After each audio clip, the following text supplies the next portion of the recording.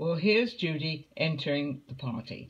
Now, I knew I shouldn't have been there, and I certainly wasn't going to try and talk to her. And as I said, at parties, she always fritters around from one place to another, and there were a lot of important people for her to talk to.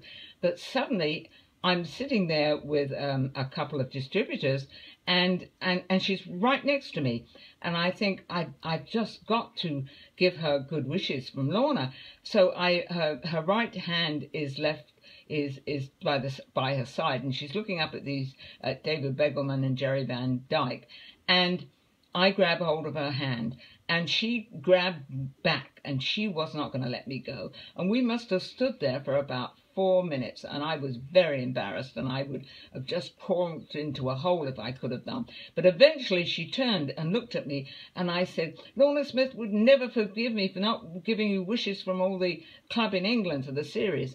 And she looked at me in amazement, and I said, do you remember me from the recording studio? And her face lit up, and she said, yes, yes, yes. And with that, the two men dragged her away.